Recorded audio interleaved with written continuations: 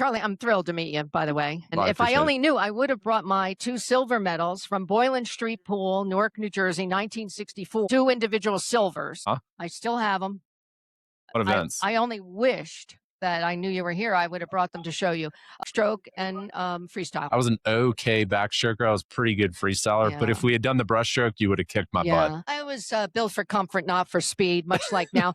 I had perfect form, but I was slow as hell. I love it. That But sounds I never got disqualified, you know? sounds leisurely. It sounds delightful. Yeah. Well, Esther Williams was an idol of mine. My mother loved the old movies, and she showed me Million Dollar Mermaid. Uh-huh. And I wanted to be that. I wanted to be a synchronized swimmer, and Just but graceful they in the didn't have water. it, back then for a kid from Newark, New Jersey. But so you asked me why. That's my why. I was raised in a Newark housing project. My parents were both civil servants, but both of them were in the Navy, and both wanted us all to learn to swim. So we were fortunate to live in Newark, New Jersey, and we would walk to this pool. And for 10 cents a day, I would learn to swim. Then I was on the swim team and I would spend days there. It was just like an oasis for us. And I've been determined to pay it back for the rest of my life. So 48 years in aquatics of all kinds. And I think I paid it forward.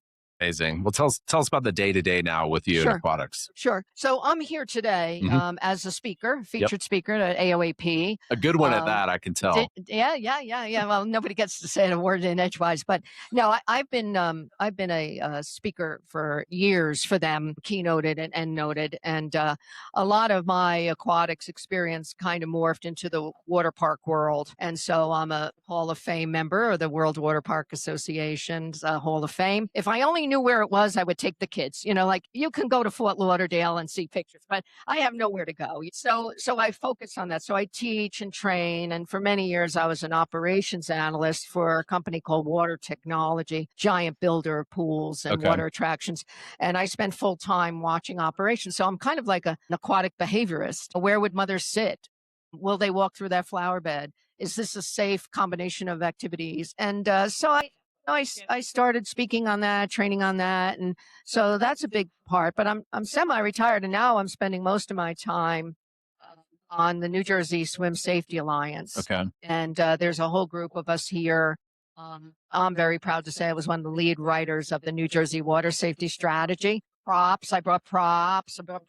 And New Jersey was the 3rd state in the country to have such a strategy specific to New Jersey and our needs. And I have to tell you that water safety was very prevalent when I was a kid, learning to swim for 10 cents. And there was a time when you couldn't graduate from a state college in New Jersey without knowing how to swim. Admirable. Pennsylvania for a while, but New Jersey for a long time.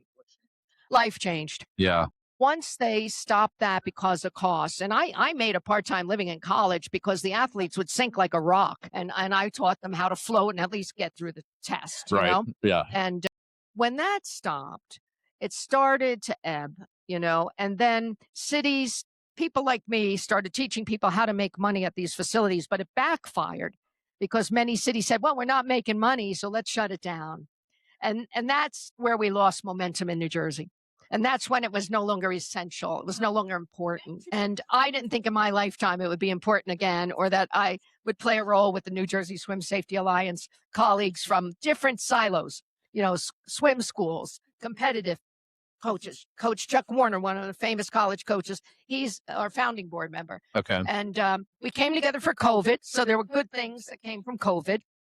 And the New Jersey Swim Safety Alliance is one of them.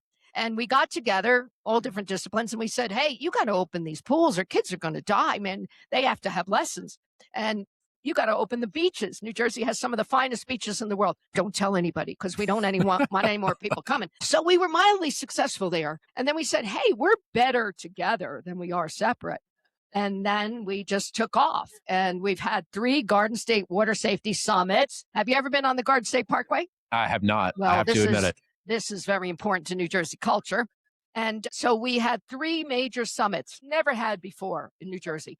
Gather everything from mermaids to Coast Guard to the state police to lifeguards, beach guards, coming together to plan this document. So it took 3 years to do it. And we have found that we've become this like juggernaut. When they're talking about legislation in New Jersey, they send up the bat signal. Several of us go down to Trenton, and we're all over it. And we successfully passed the Every Child a Swimmer law in New Jersey just weeks ago. Okay. And that's going to send home in school information about swimming safety and where you can get swim lessons.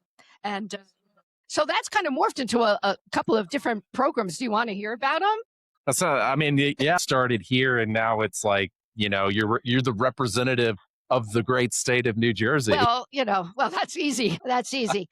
And you can tell we're very pushy, but there are several members here, and it's a team. It's a team. But I had some time in broadcasting, and I've taught corporate sponsorships, and so my skill set really has helped. But everybody brings something to the table. So we joined with the New Jersey Recreation and Park Association, of which I'm a past president, and Dolphin Swimwear, and we took over a bathing suit and goggle drive. So it started where someone's sister worked in a homeless shelter, and they were teaching children to swim, but they had no bathing suits. So my friend Christine Palma worked at a water park in Seaside Heights called Brickwater Beach. Mm-hmm. And they said, we'll give you a ticket if you bring a bathing suit. Okay. So she collected 100 bathing suits.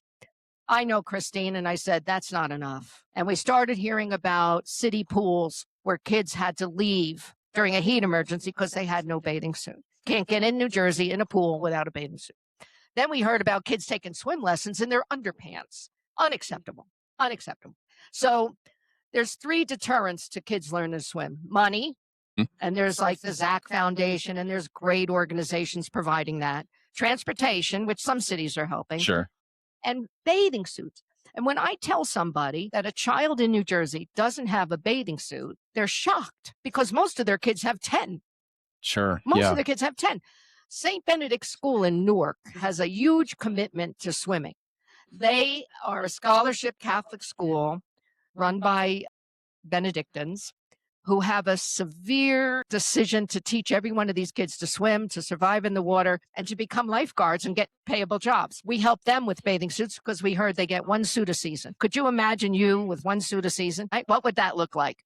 Maybe a little yellow and saggy. I don't know. So we joined Christine, us taking on. So the New Jersey Rec and Park Association and the New Jersey Swim Safety Alliance have done it.